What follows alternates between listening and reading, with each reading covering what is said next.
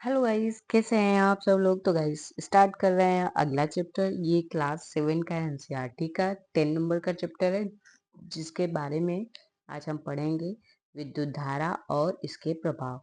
तो विद्युत धारा क्या होती है, तो इतना तो हम लोग जानते हैं कि इलेक्ट्रॉनों के प्रवाह के कारण ही क्या होता है, विद्युत धारा फ्लो होती है। और इसके विद्युत के अवयवों के प्रतीक क्या क्या होते हैं। विद्युत के अवयवों के प्रतीक इसमें देख ले, जैसे कि ये सेल है, तो सेल दिया हुआ है, तो विद्युत सेल में प्रतीक बने होते हैं, एक पॉजिटिव और एक निगेटिव। जब तक पॉजिटिव और निगेटिव टर्मिनल नहीं होते हैं, करंट फ्लो नहीं करता है। जैसे कि ये सेल पे देख सकते हैं, इस साइड जो है पॉजिटिव बना है और इस साइड निगेटिव बना है।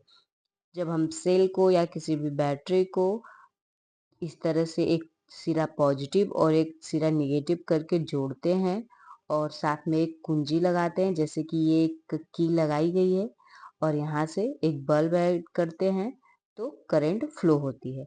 बीच में अगर हम यहीं से इसको खोल दें, इस तरह से ओपन कर दें, तो करंट फ्लो नहीं हो पाता है। तो इसमें ये जो इतना पूरा चैप्टर बड़ा सा दिया है, इसमें बस यही बताया गया है कि कैसे कोई टर्मिनल में करंट फ्लो होता है। एक धन टर्मिनल होता है और एक ऋण टर्मिनल होता है। विद्युत सेल पे प्रतीक बने होते हैं, एक पॉजिटिव धन टर्मिनल के लिए और एक निगेटिव ऋण टर्मिनल के लिए। हम लोग स्विच को ऑन करते हैं, ऑफ करते हैं। ऑन करने की स्थिति में बल्ब जल जाता है और ऑफ करने की स्थिति में बल्ब क्या होता है, बुझ जाता है। यहाँ पे स्विच ऑन देखिए कैसे, यहाँ पे स्विच जो है वो ऑन है, क्योंकि इसका जो दोनों सिरा है वो एक दूसरे से जुड़ा है। और यहाँ पे इस तरह से ऑफ है, क्योंकि ये वाला सिरा जो है इसमें टच नहीं है। ठीक। और ये हमारी बैटरी हो गई। बैटरी क्या है, इसका पॉजिटिव सिरा और ये निगेटिव सिरा। ये जो निगेटिव है इसके पॉजिटिव से ऐड है, और ये निगेटिव और ये पॉजिटिव दोनों बाहर है। ठीक है। इस तरह से हम जो है बैटरी को ऐड करते हैं। इसमें कैसे हम लोग बैटरी ऐड करेंगे, इस चीज को बताया गया हुआ है। प्रतीक क्या क्या होते हैं ये भी यहाँ पे बता दिया गया है। तो यहाँ पे देखिए, जैसे विद्युत सेल है, एक विद्युत सेल को हम लोग इस तरह से दर्शाते हैं। एक मोटी लाइन पॉजिटिव के लिए, एक पतली और छोटी मोटी लाइन निगेटिव के लिए। ये बल्ब का प्रतीक होता है। ये स्विच ऑन का, ये स्विच ऑफ का प्रतीक हो गया। और ये जब एक से अधिक सेल होती है, जैसे दो सेल है तो दो सेल के लिए, ये एक वायर के लिए। अब आगे हम लोग देख लेते हैं, यही स्थिति बताती है कि किस तरह से बल्ब जलता है, कैसे जोड़ने के बाद। अब आगे हम देख लेते हैं विद्युत धारा का तापीय प्रभाव। तापीय प्रभाव क्या होता है, जब करंट फ्लो होता है तो क्या होता है ना, कि जब हम स्विच ऑन करते हैं करंट फ्लो होता है, तो फ्लो होने के कुछ देर तक हम बल्ब को जला के रखते हैं, और जब बंद कर देते हैं तो क्या होता है, उसको छूने पे कैसा अनुभव होता है, गर्म महसूस होता है। तो यही विद्युत धारा का तापीय प्रभाव होता है। मतलब जब विद्युत धारा फ्लो करती है तो क्या करती है, वो गर्म करती है। जिससे पहले जो बल्ब आते थे रेड कलर वाले तंतु के, तो उनमें फिलामेंट लगा होता था, जिसको हम लोग क्या कहते हैं, तंतु अथवा फिलामेंट बोलते थे। वो क्या होता था, जब उसमें करंट बहुत ज्यादा मात्रा में, विद्युत धारा बहुत तेजी से प्रवाहित या हाई वोल्टेज की आती थी, तो वो बल्ब क्या होता था, टूट जाता था या फिर फ्यूज हो जाता था, हम उसको कह सकते हैं। तो ऐसा क्यों होता था, क्योंकि मतलब विद्युत धारा के आ जाने से क्या होता था, मतलब ताप बढ़ता था, तार पे लोड पड़ता था, उसके टर्मिनल, अरे फिलामेंट या तंतु पे क्या होता था, लोड पड़ने से वो क्या होता था, पिघल जाता था, यानी गर्म होने से पिघल जाता था। अब जैसे देखिए, ये खाना बनाने वाला हीटर जो है, इसमें क्या, ये जो वायर लगा हुआ है, इसमें करंट फ्लो होने पे क्या होता है, गर्म होता है। हम लोग घर में प्रेस यूज करते हैं ना, आयरन, ये क्या होता है, इसमें भी करंट जाता है तो क्या होता है, गर्म होता है। तो हम इसको कह सकते हैं कि जब किसी तार से कोई विद्युत धारा प्रवाहित होती है तो वह तप्त हो जाता है, मतलब गर्म हो जाता है।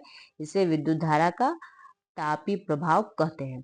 विद्युत धारा का और तापीय प्रभाव अगर हम जान ले, तो जैसे घर में जो हम लोगों के वायर लगे रहते हैं, तार जाते हैं, उन तारों में जैसे कभी कभी क्या होते हैं कि ज्यादा वोल्टेज के तार हो जाते हैं, या तार पे ज्यादा मात्रा में जो है काफी भारी वोल्टेज के जो है इलेक्ट्रिक गैजेट वगैरह हम लोग यूज कर ले, तो ये तार पे क्या होता है, लोड बढ़ जाता है और ये काफी हद तक ज्यादा गर्म हो जाता है और कभी कभी तो शार्ट भी कर जाता है, तो टूट जाता है।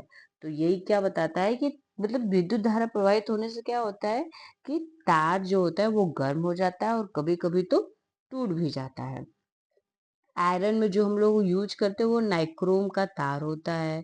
बैटरी में भी जो है होता है इसी को यूज किया जाता है। ठीक है। और ये जैसा कि बल्ब देख रहे हैं यहाँ पे ये दो तंतु लगे रहते हैं। ये फिलामेंट का तार होता है जो कि करंट आने पे क्या होता है, गर्म होता है। अब थोड़ा-सा ये चीज़ इम्पोर्टेंट है, इसको एक बार देख लेते हैं। प्रकाश उत्पन्न करने के लिए तादीप्त बल्बों का प्राय उपयोग होता है, लेकिन यह ऊष्मा भी देता है। इसका अर्थ है कि प्रयुक्त विद्युत का एक भाग ऊष्मा उत्पन्न करने में व्यय हो जाता है। यह वांछनीय नहीं है, क्योंकि इससे विद्युत की क्षति होती है। प्रदीप्त नलिकाएं, फ्लोरोसेंट ट्यूब लाइट तथा सह प्रदीप्त लैंप सीएफएल इसके बेहतर दक्ष प्रकाश स्रोत है। आजकल प्रकाश उत्सर्जक डायोड एलईडी बल्बों का उपयोग बढ़ रहा है। एक निश्चित तीव्रता का प्रकाश उत्पन्न करने के लिए तापदीप्त बल्बों के प्रदीप्त नलिकाओं तथा संहत प्रदीप्त लैंपों की तुलना में एलईडी बल्ब विद्युत का कम उपयोग करते हैं। इस प्रकार एलईडी बल्ब बहुत ही विद्युत दक्ष और इसलिए इसे प्राथमिकता दी जाती है।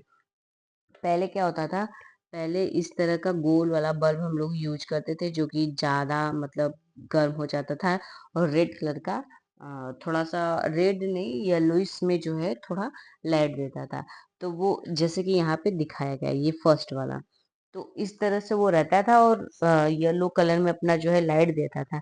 लेकिन वो क्या करता था कि बहुत ज्यादा मात्रा में बिजली लेता था और ऊष्मा भी ज्यादा देता था। तो उसको धीरे-धीरे हटा के हम लोगों ने जो है सीएफएल यूज़ करना स्टार्ट किया। एलईडी के पहले सीएफएल यूज़ किया, जिसको बोलते हैं प्रदीप्त लैंप सीएफएल। ठीक है, इसको यूज़ करने लगे। लेकिन फिर इसमें भी क्या होता था, ये भी कुछ न कुछ मात्रा जो है विद्युत का ऊष्मा में क्षय करता था, खत्म करता था, व्यय करता था। फिर आगे चल के एलईडी बल्ब आया। एलईडी बल्ब क्या था, एकदम छोटा-सा होता है और ये बहुत ही जो है कम मात्रा में ऊष्मा का क्षय करता ऊर्जा का क्षय करता है। मतलब बहुत ही कम मात विद्युत का बहुत ही कम मात्रा में क्षय करता है और जो है ज्यादा से ज्यादा क्या देता है, लाइट देता है। तो इसलिए अब ज्यादा से ज्यादा एलईडी बल्बों का ही यूज हो रहा है। ऐसे विद्युत साधित्र तथा गैजेट का प्रयोग करने की सलाह दी जाती है जो विद्युत दक्ष हो, मतलब विद्युत का क्षय कम करें। भारतीय मानक ब्यूरो नई दिल्ली उत्पादों को मानक चिन्ह प्रदान करता है जिसे मार्क कहते हैं, जो कि उत्पादों पर दिए गए निर्देशों की अनुरूपता का आश्वासन देते हैं। अब आगे हम लोग पढ़ लेते हैं फ्यूज के बारे में। विद्युत फ्यूज क्या होता है, कुछ विशेष पदार्थों के बने तार से जब अधिक विद्युत धारा प्रवाहित होती है तो वो शीघ्र ही पिघल कर टूट जाते हैं। इन तारों का उपयोग फ्यूज बनाने में किया जाता है। जैसे कि हम लोगों के घरों में क्या होता है, एक तरह से एक मतलब हर हर एक बोर्ड में एक छोटा सा पहले स्विच मतलब फ्यूज लगता था, कुछ इस तरह से रहता था। और ये तार जो है बहुत ही कम इसका जो गलनांक था बहुत कम था। मतलब हल्का सा भी ये ज्यादा लोड पड़ने पे क्या होता था, ये तार गल जाता था। तो जिससे हमारा ये पूरा जैसे विद्युत परिपथ है, इसमें कई सारे स्विच लगे हैं। तो करंट पहले यहाँ विद्युत परिपथ में जो है यहाँ पे मतलब फ्यूज में आता था, उसके बाद हर जगह जाता था। तो जैसे ही जो है लोड बढ़ता था, ये तार जो है टूट जाता था, तो हमारा परिपथ क्या होता था, सुरक्षित हो जाता था। इसीलिए जो है विद्युत स्विच का उपयोग किया जाता था। विद्युत फ्यूज का प्रत्येक विद्युत परिपथ में फ्यूज लगाए जाते हैं, जिससे विद्युत परिपथ में प्रवाहित की जाने वाली विद्युत धारा की कोई अधिकतम सीमा होती है जिससे उससे सुरक्षा पूर्वक प्रवाहित किया जा सकता है। यदि इसकी किसी दुर्घटनावश विद्युत धारा का मान इस सुरक्षा सीमा से अधिक हो तो ताप अतिप्त हो सकते थे, जिससे आग लग सकती थी। इस स्थिति में उचित फ्यूज लगा है तो यह पिघल जाएगा, जिससे कि परिपथ टूट जाएगा। सुरक्षित युक्ति है जो कि विद्युत परिपथ की क्षति तथा संभावित आग के प्रति सुरक्षा प्रदान करती है। तो मैंने बताया ना कि फ्यूज रहने से क्या फायदा होता है। फ्यूज रहने से जैसे ही ज्यादा लोड पड़ेगा, ज्यादा मतलब वोल्टेज की करंट फ्लो होने लगेगी, तुरंत परिपथ क्या होगा, फ्यूज का जो तार है वो टूट जाएगा। परिपथ में करंट फ्लो हो नहीं पाएगा तो परिपथ के नष्ट होने या आग लगने की जो घटना है वो नहीं घटित होगी। और अब क्या होता है, जैसे पहले तो विद्युत फ्यूज यूज किया जाता था, अब एमसीबी जो है यूज की जाती है। एमसीबी क्या होता है कि एमसीबी अगर रूम के हिसाब से लगता है, पूरे घर के हिसाब से लगता है, या सर्किट के हिसाब से कि जहां आपको आवश्यकता है उस हिसाब से। तो क्या होगा, पहले तो विद्युत तार जो फ्यूज में होता था जो तार, वो मेल्ट कर जाता था। यहाँ पे स्विच ही इसका ऑफ हो जाएगा ऑटोमेटिक। ऑटोमेटिक क्या होगा, इसका जो स्विच है वो ऑफ हो जाएगा। स्विच ऑफ हो जाएगा तो फिर आपको जाके उसको ऑन करना पड़ेगा, उसके बाद फिर जो है धारा फ्लो होना स्टार्ट हो जाएगी। तो इस तरह से ये हो गया क्या, विद्युत का तापी प्रभाव। विद्युत का कितना सारा तापी प्रभाव हमने पढ़ा। अब आगे देख लेते हैं विद्युत धारा का चुंबकीय प्रभाव। अब विद्युत धारा का चुंबकीय प्रभाव क्या होता है, विद्युत जो जब धारा प्रवाहित होने लगती है तो चुंबकीय प्रभाव भी दिखाती है। आइए देखते हैं कैसे। तो एक तरह से जो है, इस तरह से हम एक वायर को रोल कर लें किसी वस्तु के अंदर। जिस तरह से ये वायर है, एक माचिस की डिब्बी लेकर के इसके ऊपर हम लोग वायर लपेट करके इसमें क्या करते हैं, करंट को फ्लो करना स्टार्ट करवा देते हैं। जैसे ही हम करंट फ्लो स्टार्ट करते हैं, इसके अंदर एक चुंबक की सुई रख लिए रहते हैं। और वो क्या होती है, जैसे सुई, चुंबक का क्या गुण होता है, चुंबक जो होती है वो उत्तर और दक्षिण उत्तर और दक्षिण दिशा में होती है। लेकिन इसके नीचे रखने के बाद जैसे ही हम लोग करंट फ्लो करवाते हैं, ये फ्लक्चुएट होने लगेगी। मतलब उत्तर दक्षिण ना होकर के ये इस तरह से घूमने लगेगी, इस तरह से वाइब्रेट करने लगेगी।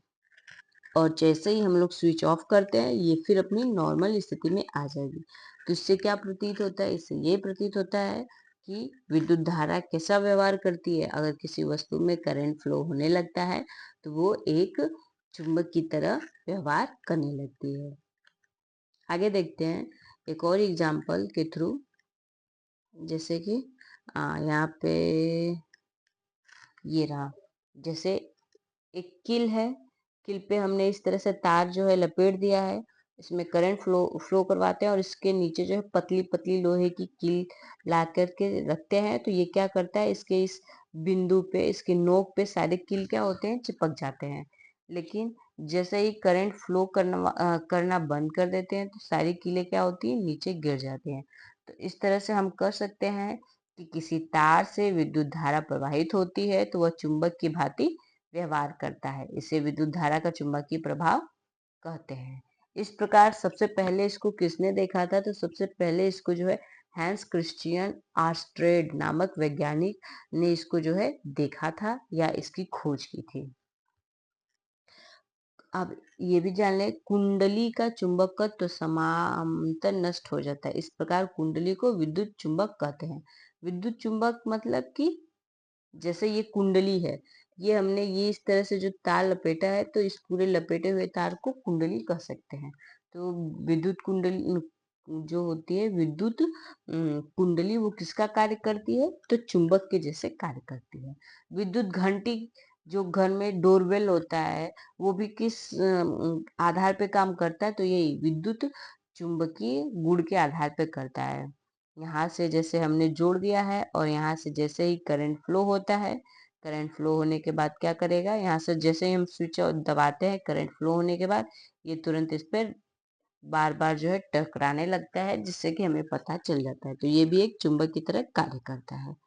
तो इस चैप्टर में हमने जो भी पढ़ा वो सारा विद्युत से रिलेटेड था। अब स्टार्ट करते हैं नेक्स्ट चैप्टर। अगला चैप्टर है प्रकाश। तो ये 11 नंबर का चैप्टर है जिसमें हम लोग लाइट के बारे में पढ़ेंगे। तो जैसा कि हम सब लाइट क्या होता है देख ही चुके हैं, ट्रेन में वगैरह में जैसे ये लाइट का फोकस निकल रहा है यहाँ से बल्ब से, तो लाइट एक तरह की प्रकाश होती है, ठीक है, जिसको हम प्रकाश भी बोलते हैं। अब प्रकाश के गुण के बारे में पढ़ेंगे, प्रकाश के कौन कौन से गुण हैं। तो सबसे पहले तो प्रकाश का सरल रेखा के अनुदिश गमन करना।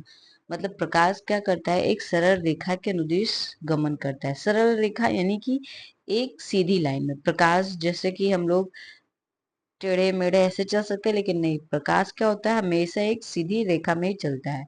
अब इसको प्रूव करने के लिए कि प्रकाश हमेशा एक सीधी लाइन में ही गति करता है, कैसे चेक कर सकते हैं?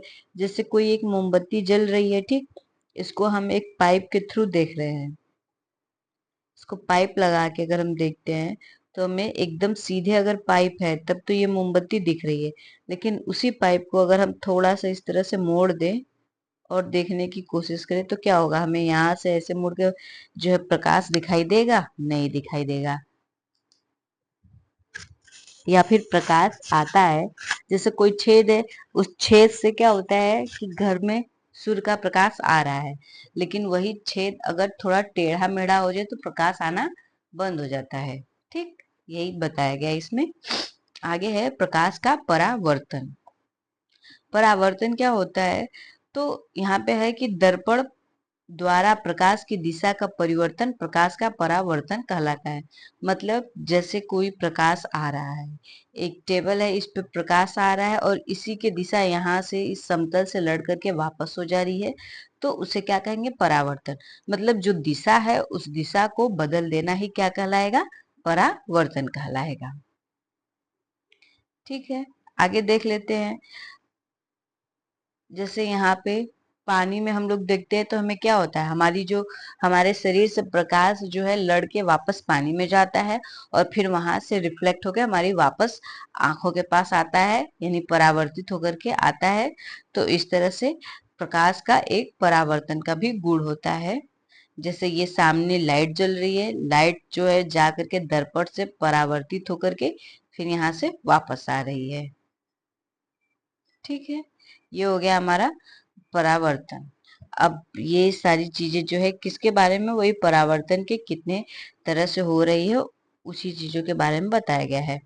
अब यहाँ पे आ रहा है दक्षिण या वामा।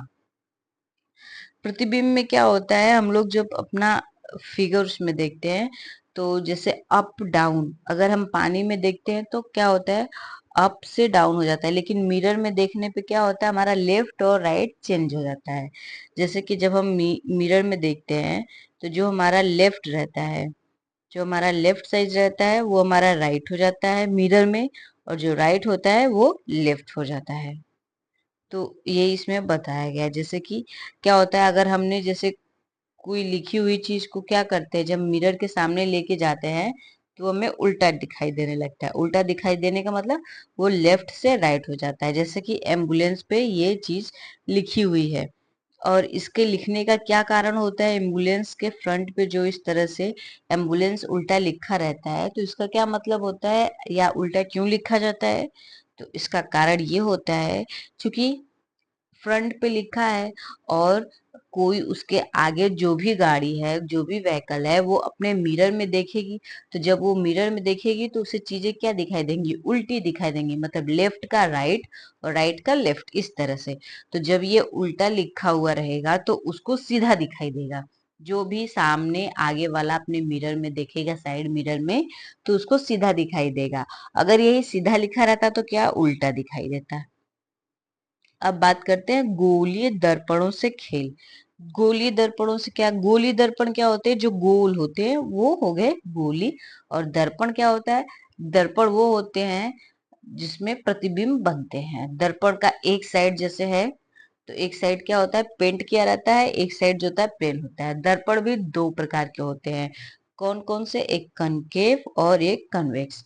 एक अवतल और एक उत्तल दर्पण। अवतल दर्पण कौन होता है, अवतल दर्पण इस तरह से होता है, जिसका अवतल दर्पण इस तरह से होता है, तो इसका जो मतलब भाग मेन होता है, एक तरफ का धसा हुआ रहता है।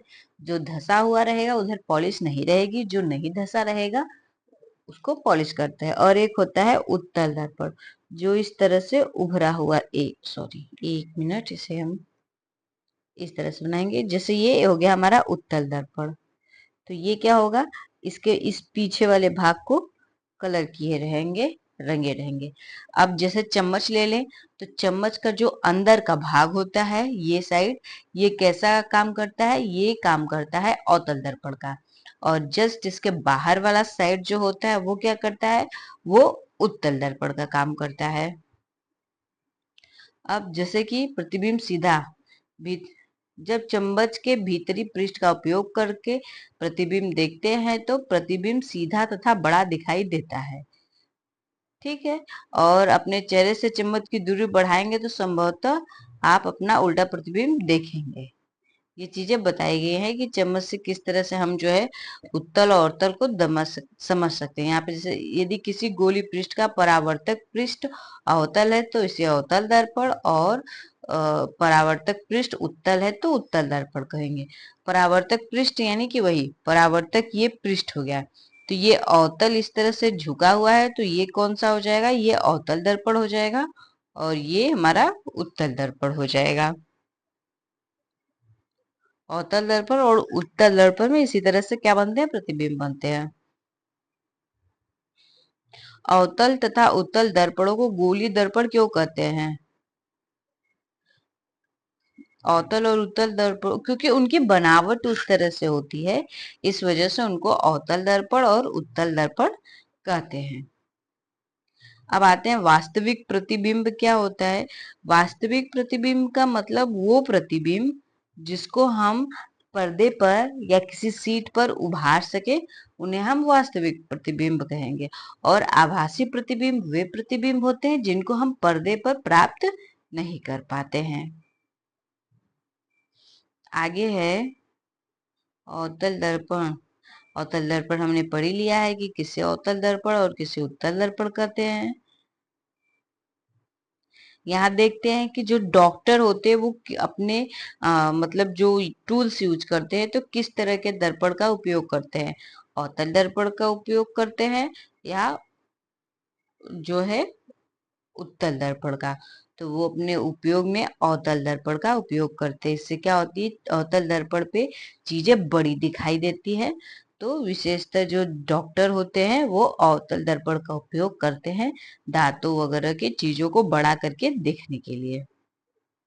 जैसे कि टॉर्च हो गया, कार हो गया, स्कूटर के जो क्या होते हैं बगल वाले शीशे होते हैं, मिरर होते हैं, वो कौन से वाले होते हैं, तो वो सभी अवतल दर्पण की आकृति वाले होते हैं। उस अवतल दर्पण होने से क्या होता है कि जो फिगर होता है, मतलब जो चित्र होता है, प्रतिबिंब होता है, वो बड़ा दिखाई देता है।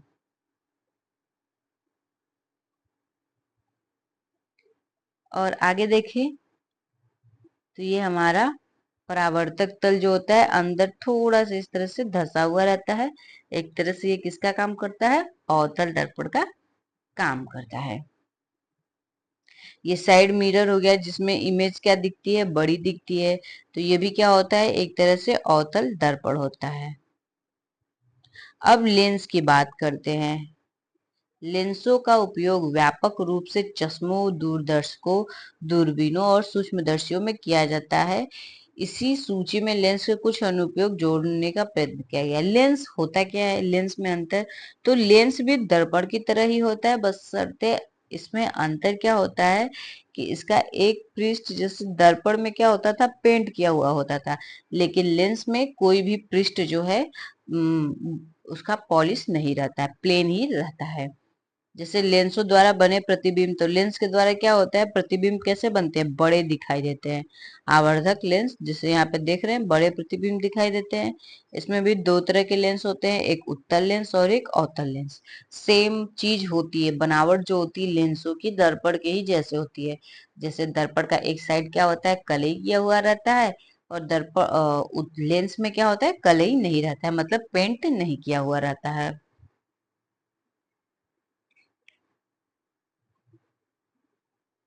अब लेंस, जो लेंस होता है उसका हम उपयोग जैसे बिना छुए आग लगाने के लिए भी कर सकते हैं। कैसे, क्या करेंगे, यहाँ से नीचे हम लोग देख रहे हैं, जैसे यहाँ पे हम लोग उत्तल लेंस ले लें, उत्तल लेंस लेने के बाद जब इसको सूर्य की रोशनी में लेके जाएंगे तो एक हमें इस तरह से डॉट बिंदु जो है, यहाँ से जब रोशनी लेंस से होकर के आएगी तो यहाँ पे एक बिंदु जैसी बन जाएगी। कुछ टाइम तक तो वो बिंदु जैसी रहेगी, लेकिन फिर धीरे धीरे क्या होगा, वहां से आग जलना प्रारंभ हो जाता है। तो इस तरह से उत्तल लेंस का हम लोग उपयोग आज आग के लिए भी कर सकते हैं, या प्रकाश को जो है, किरणों को एक जगह संयोजित करने के लिए भी कर सकते हैं।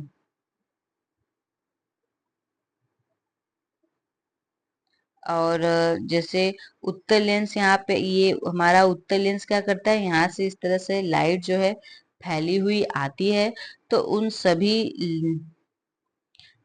उन सभी जो लाइटों को क्या करता है, एक पुंज में, एक बिंदु में लाता है, मतलब फैले हुई प्रकाश को एक बिंदु के रूप में ला देता है। तो इस उत्तल लेंस का ये गुण होता है। अवतल लेंस का क्या होता है, वो जो प्रकाश आ रहा है उसको और ज्यादा क्या करती है, फैला देती है। इनके इसी गुण के कारण इनको जो है मतलब अलग अलग नाम दिया गया है। जैसे उत्तल लेंस है, उत्तल लेंस क्या करता है, आपतित किरण, जो किरण पड़ती है उसको क्या करता है, अभिसरित कर देती है, मतलब एकदम फैला देती है। इसी कारण इसको क्या कहते हैं, अभिसारी लेंस भी कहते हैं, इसको अभिसारी लेंस भी कहते हैं। और अवतल दर्पण मतलब उसको जो है एक बिंदु के रूप में ला देती है, तो इसको अभिसारी कहते हैं। और अवतल दर्पण क्या होती है, आपतित किरण को एकदम फैला देती है, तो उसको क्या कहेंगे, अपसरित लेंस कहेंगे। तो ये तो हो गया लेंस के बारे में कि अपसरी, अभिसारी और अपसारी, ये दो तरह के लेंस होते हैं, किनको किनको कहते हैं। तो हमने लेंस के बारे में पढ़ लिया। अब पढ़ते हैं सूर्य का प्रकाश श्वेत अथवा रंगहीन। जो सूर्य का प्रकाश होता है वो श्वेत होता है या रंगहीन होता है। तो सूर्य का प्रकाश जो होता है जनरली सात, सूर्य का प्रकाश क्या मतलब 7 रंगों से बना ही रहता है। जो प्रकाश होता है, जैसे प्रकाश है, तो जब प्रकाश क्या होता है बादलों पे टकराता है तो इंद्रधनुष दिखाई देता है। और जो ये इंद्रधनुष होता है वो कितने रंग से बनता है, तो इंद्रधनुष जनरली जो है 7 रंग के होते हैं। कौन कौन से, लाल, नारंगी, पीला, हरा, नीला, जामुनी और बैगनी। साबुन के बुलबुले होते हैं वो भी कलरफुल दिखाई देते हैं। जैसे ये सीडी का डिश है, जब इससे प्रकाश टकराता है तो कितने सारे रंगों में ये चमकने लगता है, इस तरह से। प्रिज्म, प्रिज्म से भी अगर कोई लाइट जो है प्रिज्म से गुजरती है तो प्रिज्म उसको क्या करता है, उस श्वेत प्रकाश को जो है अलग अलग रंगों में विभाजित कर देता है। जैसे कि इंद्रधनुष में अलग अलग रंग दिखाई देते हैं, तो उस तरह से उनको क्या करता है, श्वेत प्रकाश को 7 अलग अलग रंगों के वर्ण में उनको बिखेर देता है। जैसे यहाँ पे हमने जो है 7 रंग ले लिए एकदम अलग अलग से, लेकिन इसी फिरंगी को जब तेजी से घुमाएंगे तो सारे रंग मिल करके इस तरह से कुछ रंग का पैटर्न दिखाई देने लगता है, जिसको हम क्या कहेंगे, इस डिस्क को न्यूटन की डिस्क कह सकते हैं। तो ये भी चैप्टर जो है हमारा कंप्लीट हो चुका है। इसमें लेंस वगैरह के बारे में ज्यादा डीप में नहीं दिया है। ये मेन चैप्टर जो था प्रकाश के बारे में था, जिसमें कि हमने प्रकाश का जो है सरल रेखी गति करती है इसके बारे में पढ़ा। प्रकाश के कौन कौन से गुण होते हैं, प्रकाश जो है उत्तल लेंस से टकराने के बाद क्या करती है, प्रकाश जो है प्रिज्म से टकराती है तो कितने रंगों में विभाजित हो जाती है, ये सब चीजों के बारे में हमने जाना। तो ये क्लास यहीं पे समाप्त होती है। आपको हमारी क्लास कैसी लगी जरूर कमेंट करके बताइएगा। Thank you.